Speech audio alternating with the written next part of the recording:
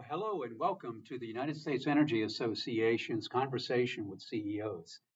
I'm Mark Menezes. I'm President and CEO of the United States Energy Association, and it pleases me greatly to have the President and CEO of Citizens for Responsible Energy Solutions, Heather Reams. Heather, welcome. Hi, great to be here with you, Mark. Great. Well, Heather, why don't you take a few minutes to tell us about your organization? And if you can, tell us some successes your organization has had. Sure. Citizens for Responsible Energy Solutions, we call CRESS, is a right of center organization based in Washington, D.C. We focus mainly on federal policy here in the U.S. We care about all the above energy, but we also care about lowering emissions. We focus on Republicans, really outlining the benefits of all the above. So it's wind and solar. It's also fossil fuels, nuclear, and any future technologies. So we are really trying to forge bipartisan solutions so that we can get durable policies so that the U.S. can succeed. So what that looks like is understanding how the tax credits are navigating. So we just saw the reconciliation process here when Republicans have the majority, rolling back some of the IRA tax credits passed during the Biden administration. But we were successful in getting the tax credits to have a little bit more durability, so they weren't just shut down maybe I think by this year. So they have some more off ramps. So there's a tension between where Republicans are on energy and where Democrats are on energy. We're trying to forge some consensus and recognizing right now, energy is a red, white, and blue issue. It's not a red or blue issue. Other areas that we work on, we care a lot about global emissions and the U.S.'s engagement in how to reduce emissions. So the U.S. is, considered one of the highest emitting countries. However, we've reduced our emissions by a lot. So how can U.S. policy making be part of a solution in lowering global emissions? It's not just by getting to net zero in our own country, but what can other countries do and our role in that as well. Well, that's fascinating. I mean, USEA too is an all of the above organization. We too represent a broad spectrum of energy interests. It sounds as though you all were very active in the One Big Beautiful Bill Act, which did, make some of the changes to the Inflation Reduction Act tax credits, right, that we talked about. And indeed, there were plenty of energy tax credits, in there. Let me ask you this. So the current topic, that we hear about that Congress has to tackle, or at least, people are looking to Congress, is permitting reform, right? I mean, everywhere you go, you hear that, well, we need more energy, the AI demand, we need more power, we need more natural gas pipelines, we need more all energy infrastructure, really of all of the above. And yet, almost every policymaker, think tank, organizations like us point to permitting problems. Has your organization looked at that, and are you involved in trying to fashion together potentially some permitting improvements? Every day and twice on Sunday. Sounds like wonderful. Yeah, but it's I think it's permitting. You said permitting all day, every day. And this is one of the challenges. I guess everyone is asked, well, if everyone wants it, it should be easy to do permitting reform. Unfortunately, permitting reform is in the eye of the beholder. Everyone kind of knows we need it, but what does it look like to actually get some kind of grand bargain? But the lack of permitting reform is holding us back. And I don't think anyone agrees that, permitting a mine, on the average takes 29 years.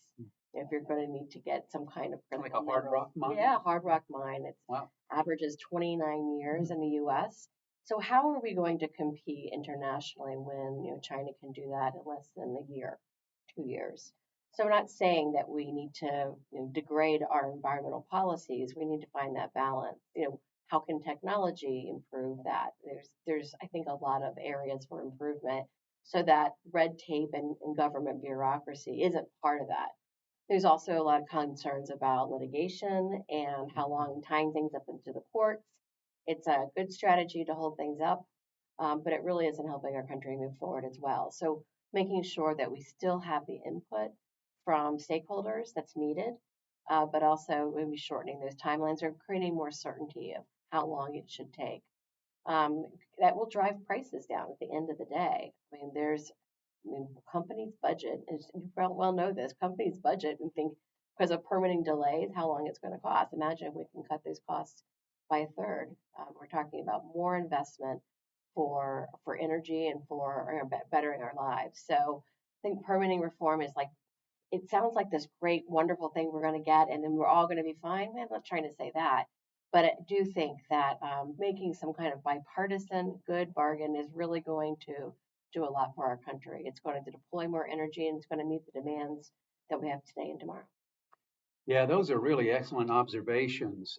In the uh, Congress did take some action a couple of years ago where they finally actually amended, as I recall, the National Energy Policy Act, and for the first time actually put targets of timetables in there. So for a thorough environmental impact statement, a 2-year goal, Right. I think Congress put that in, and for a less robust but equally important energy environmental assessment was 1 year. Now, from the 29-year period you just described, well, that seems like a race. Right. I mean, Right. it's Yeah. very, very quick. And yet, to meet the demands that we need to bring additional power supply in for AI demand and to make improvements on the grid to get this new power integrated into the grid to power the data centers. A 2-year and a 1-year period, frankly, in my conversations with hyperscalers, they go, well, that's like, even that is too long. Then Right? they want it even Yeah, faster, right? Yeah. The need for speed Right. for new power. Can you talk a little bit about that? Do you see the potential to reach some consensus on a reasonable time period, as well as a single point, of government, to help coordinate all this? I'd like your views on that. And then the other fascinating thing too is the potential use of AI in the permitting process. Right. I mean, Right? when you say AI, And so we, even back when I was an official at the Department of Energy during the first Trump administration, we created the first Office of Artificial Intelligence. And one of our priorities was to see if we could use AI in reviewing um, applications for permits. Now, DOE itself is not a big permitting organization, but, to look at EPA and DOI, Fish and Wildlife.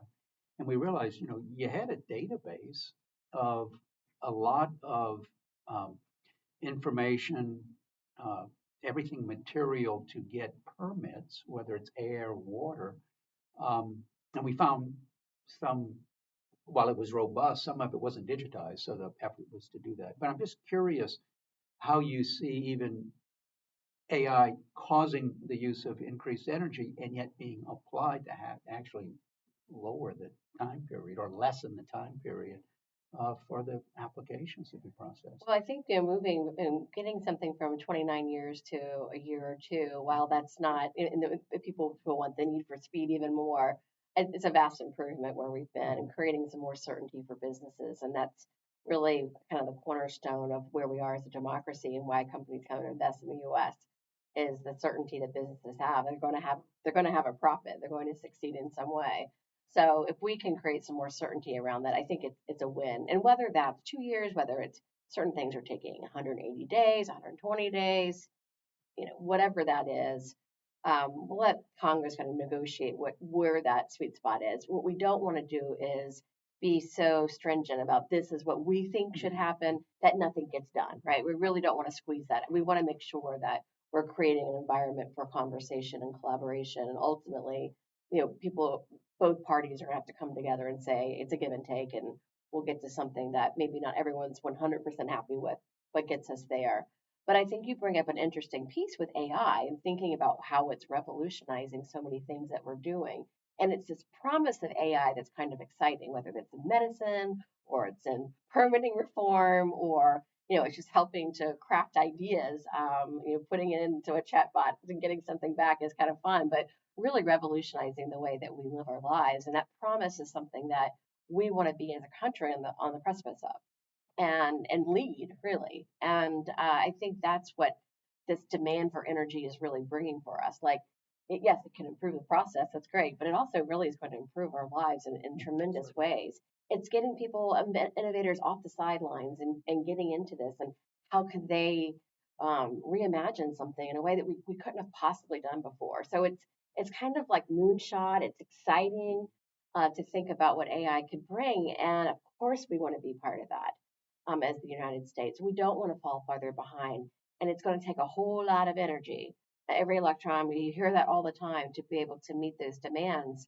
We don't really know. I mean, there's a lot of projections about how much energy we're going to need, double in the next 5 years.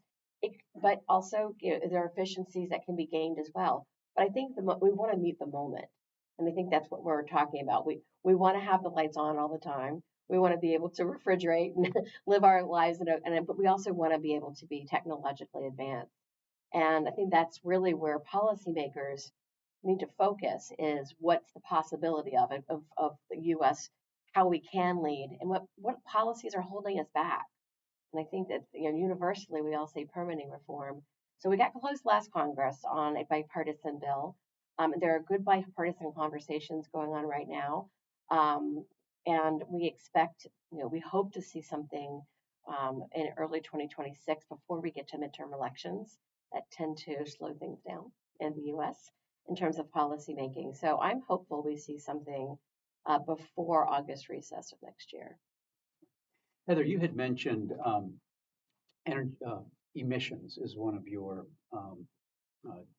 target areas. Yes. And like at USEA, we see climate change is caused by emissions. It's not by the fuel you use, it's by emissions. And so if you can focus on emissions, then you can help address, the climate change issues. Let's talk a little bit about that. What does your organization see when it comes to what technologies are available to deploy certain technologies to see if we can, reduce emissions? What can you talk about that? Yeah, we're actually very similar to how you look at it at your organization. We're more technology agnostic and really focused on the emissions. So, for instance, if you can capture the carbon from any fossil fuels, that's a plus. So we're not to keep it in the ground group at all, but we do agree that we need to lower emissions. Technology allows us to do that too. So the U.S., for instance, has reduced its emissions by 40% thanks to natural gas. And some would say, well, it's a fossil fuel. The use of natural gas for power, and right? That's right. Electricity and sort of taking the place of coal. Absolutely, and exactly displacing coal and using natural gas instead. Plus, it complements renewables, so we're able to have record amounts of renewables and record amounts of natural gas. Absolutely, and use this in a way. And of course, the countries that have these natural resources are usually the ones that are doing best. We have abundant natural resources in the U.S. So how can we use them? The sun shines and the water falls to our hydro and the wind blows, and that's great, but we also have a lot of natural gas, oil. They have the nuclear technologies and whatever is next. So thinking about just reducing those emissions in the U.S., and I mentioned that we get to net zero here in the U.S. Well, what does that mean? If we're roughly about 12% of emissions worldwide, so that's still a lot of other emissions that we have to get to 88% around the world. We have emerging economies all around the world that want energy as well. I'm a mom. You're a parent. You want to look at and say, like, hey, we want better lives for our children, for our families. Energy is a critical part of that. So we shouldn't be depriving any nation of the ability to be able to develop their natural resources. But what we have to watch out for is the emissions from it, and technologies that can capture carbon, put it underground. These are amazing technologies that need to be scaled so that we can use and people can have better lives. I think it's a really critical piece of really an environmental piece is understanding. This is also about health outcomes around the world, not just in the United States. We happen to produce the cleanest energy in the world in the U.S. Our standards, we talked about permitting, but also our standards are rigorous. We prioritize. Yeah, environmental standards are incredibly rigorous in this country. It's a beautiful place to live in the United States. It's not that necessarily that around the world. So how can we export not only the technologies, but the some of the standards so that all countries are doing this. I think that's kind of the bigger issue. It seems easier to say, well, we're just going to stop using fossil fuels and the emissions are going to go down. I don't think that's possible really in where we live right now. I think the outcomes for our lives are too important. People are going to want to have energy, and they want their lights on. And if you don't have energy and you have it, you really don't care where that energy comes from. You just want it. So I think there's like a reality there. Energy realism. I think I once heard from a previous administration. I mean, what do you tell to people who say, well, carbon capture, we really shouldn't be developing carbon capture, whether it's carbon capture, utilization, sequestration, or even direct air capture, because it may very well continue the reliance on fossil. Yeah, You know, I think it's I think there's a camp that says we should have no fossil fuels. I don't think that the majority of countries agree with that. Like while they agree that we have to reduce the emissions, I think they're looking for technology to help solve some of the problems. And that technology is rapidly coming here, and it's now that we're able to use it and to continue to invest in that. The U.S. has certainly a role in that. The private sector has a role in that, but nations and developers have a role in that as well. We as an organization don't agree with that. We recognize that fossil fuels are going to be here for a long time, and if that's the case, which we agree, then we need to be able to mitigate those emissions in some way. Heather, you had also mentioned that you're involved internationally, and we know that we have an upcoming COP meeting. The Committee on the Parties will meet. Um, for our listeners who may be going and attending, what would be your message to the COP attendees as to what role the U.S. technology can play or the U.S. policies can play, and what would you like to see coming out of this COP? I know it's disappointing for those who have been going to COP and I'm participating that the U.S. is withdrawing from its participation at COP. We saw this with the first administration, the intent to do that. So it's not a surprise that the Trump administration is pulling out of COP. But I think there's also concern from this administration, and I've heard this from a number of Republicans, that the COP process isn't working. The Paris treaties aren't really working, and we're seeing some um, slow progress with the countries coming together. I think the international discussions are incredibly important. Climate change is a global problem, it's not just a US problem. But perhaps we need to reimagine what COP is or what international cooperation is doing. We see this president really engaging on using trade policy as an important piece of dealing with economically, but also trade could be amazingly powerful when we're dealing with emissions as well. If that's the case, you're thinking about the United States and our carbon advantage that we have, we do things so cleanly. The U.S. would be in a competitive would have a competitive advantage being able to negotiate with other countries. Europe is talking, of course, talking about doing this. Australia, others, and then that as an incentive for other countries to making sure they're elevating some of their standards as well. I do think COP is stalled. I think it's important convenings. They're important discussions, not just at the international level, but the subnational level, corporations and their roles in it, states, counties, it's attracting hundreds of thousands of people in conversations, both where the COP is held, but around the world. I think the more conversations we're having, and action is more possible. But I think the framework that they're working within isn't working right now. So I don't disagree. I disagree with the administration of not participating internationally, but I do agree with the administration that the COP is not working. Well, Heather, this has been really quite a remarkable conversation, and I want to thank you for taking a few minutes to tell us about your organization and some of its successes. Um, I wish you the best and look forward to working with Cress on your future missions. And thank you very much for being with us today. Delighted to be with you today. Thank you, Mark.